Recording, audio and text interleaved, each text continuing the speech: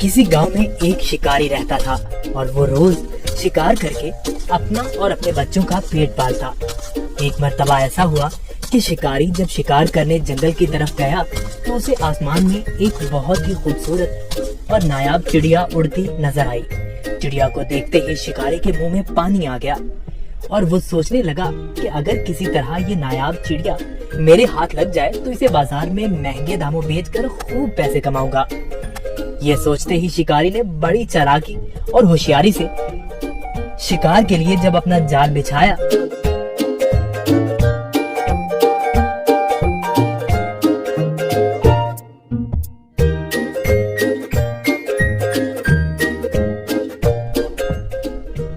तो उसमें वो खूबसूरत चिड़िया फंस गई। चिड़िया को जाल में देखकर शिकारी अपनी इस कामयाबी पर बहुत खुश हुआ और दिल ही दिल में इस चिड़िया को फरोख्त करने के मंसूबे बनाने लगा। चिड़िया जाल से बाहर निकलने के लिए खूब फड़फड़ाने लगी, लेकिन जब चिड़िया की सारी कोशिशें नाकाम हो गईं और उसे जाल से आजाद होने की कोई सूरत नजर न आई, तो उसने मायूस होने की बजाय बड़े इत्मीनान से शिकारी की तरफ देखा और कहने लगी,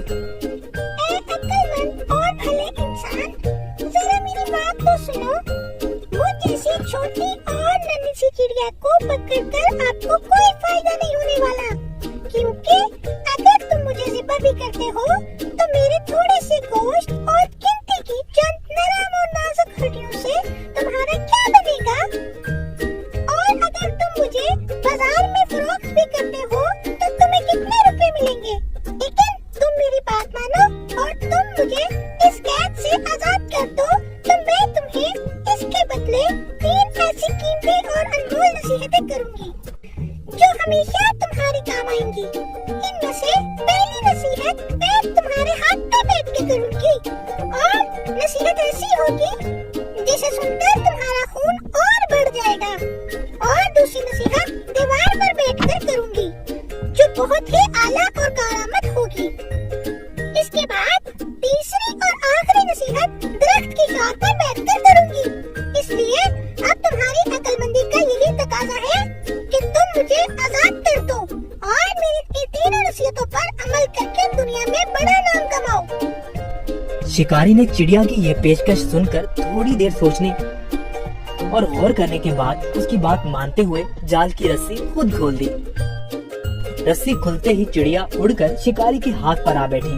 पहली नसीहत करते हुए कहने लगी, किसी भी नामुमकिन बात पर कभी यकीन न करना, चाहे कोई भी कहे। ये बोलकर चिड़िया अपने वादे के मुताबिक फिर उड़ी और दीवार पर जा बैठी।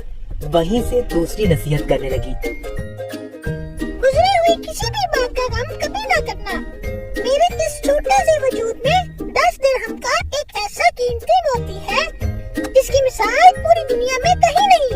और इस महंगे मोती को पाकर तुम और तुम्हारे घर वाले खूब ऐशो इशरत से जिंदगी गुजार सकते थे, मगर तुम्हारी किस्मत पर अफसोस, तुमने मुझे आजाद करके एक बेमिसाल मोती अपने हाथों से खो दिया। इतना सुनना ही था कि शिकारी जोर जोर से इस तरह रोने और चिल्लाने लगा जैसे उसका कोई अपना करीबी रिश्तेदार मर गया हो।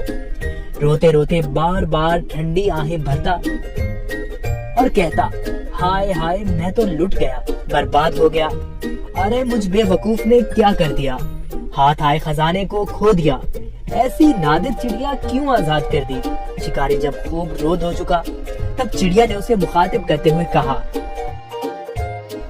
अरे बेवकूफ और अहमद शिकारी, मैंने पहले ही तुम्हें नसीहतें कर दी थी कि गुजरी हुई बात का गम न करना।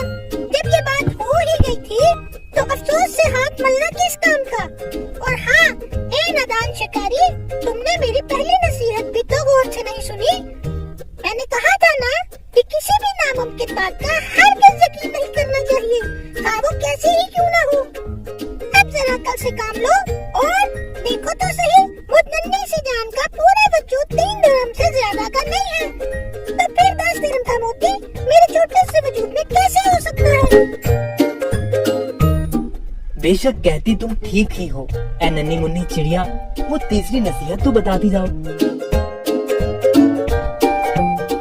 अरे भाई, तुमने मेरी पहली नसीहत पर कौन सा अमल कर लिया जो मुझसे तीसरी नसीहत भी सुनना चाहते हो। की नसीहत तुम जैसे नादान इंसान के लिए नहीं है। ये कहते ही फिर से चिड़िया उड़ी और शिकारी उसको देखता ही रह गया। देखा बच्चों आपने, वो नन्ही सी चिड़िया कैसे अपनी अक्लमंदी से इस शिकारी से अपनी जान बचाने में कामयाब हो गई।